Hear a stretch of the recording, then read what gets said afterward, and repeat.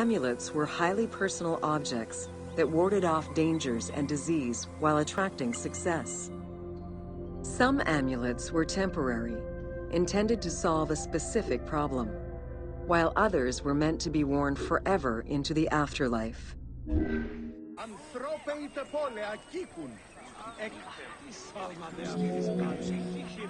Priests would infuse amulets with magical energy during religious ceremonies, imbuing them with protective magic to safeguard against supernatural powers. The wealthiest of Egyptians could obtain a divinely ordained pendant in which was hidden a magic formula inscribed on a piece of papyrus.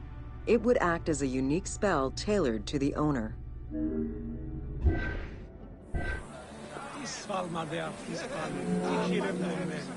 Religion was so important to ancient Egyptians that it permeated every aspect of their daily lives.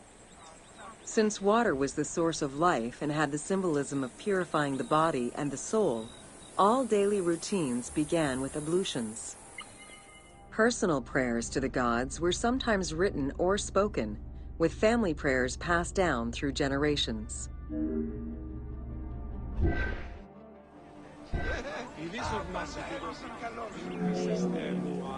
There was a complete calendar of each of the religious days, both good and bad, illustrating the appropriate daily rituals. Along with wine, milk, and ointments, offerings to the gods consisted of small amulets to life-size statues and family shrines. During the Greco-Roman period, offerings to the gods consisted of mummified animals, cats for Bastet, dogs for Anubis, and birds for Thoth.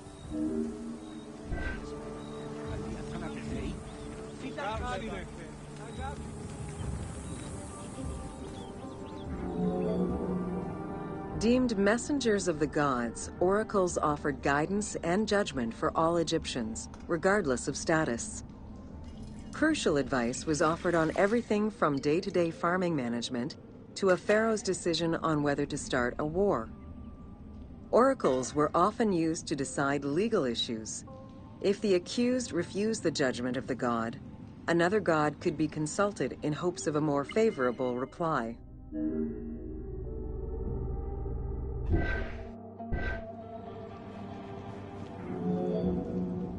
It was oracles that guided the Greek sailor Batos to the coast of Libya, where he founded a colony known as Cyrene.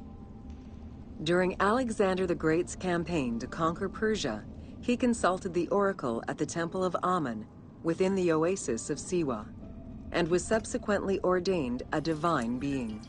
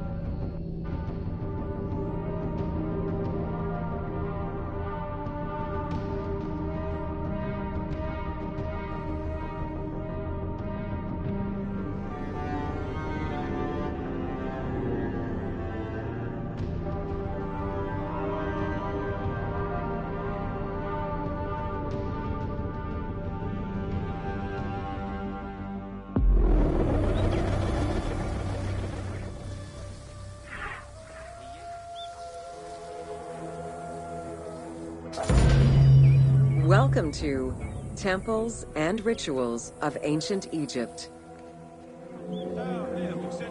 During rituals and festivals, the god was carried on a solar barge between the areas of a temple or the temples of different cities. Funerary carvings and paintings covering thousands of years, as well as the Book of the Dead, depict the same ship and oar design. Solar barges have been uncovered near or within several pharaohs' tombs. They were intended to carry the pharaoh into the afterlife.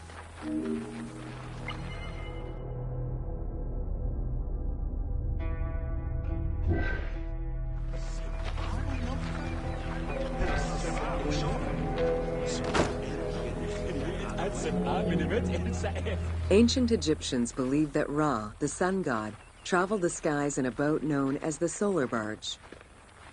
The solar barge was believed to cross over to mythological lands.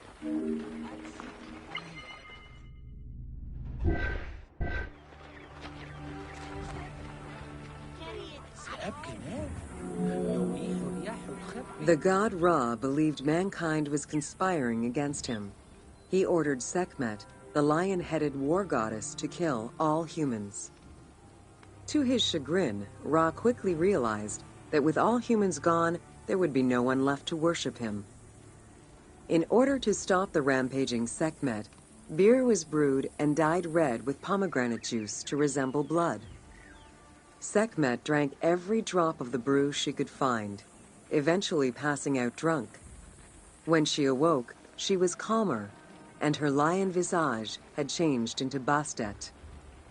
The Festival of Drunkenness was celebrated in honor of that myth.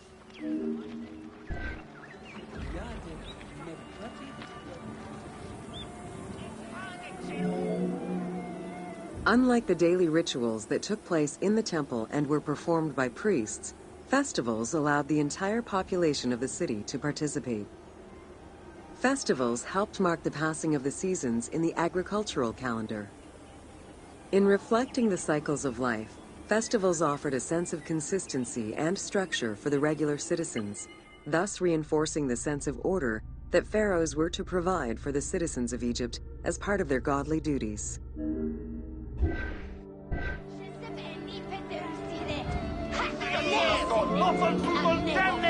The importance of these festivals is demonstrated by their longevity. Records show that Osiris festivals occurred for more than 2,000 years. Some festivals serve to reinforce state control and promote the king's reign. Both the Opet and Set Jubilee festivals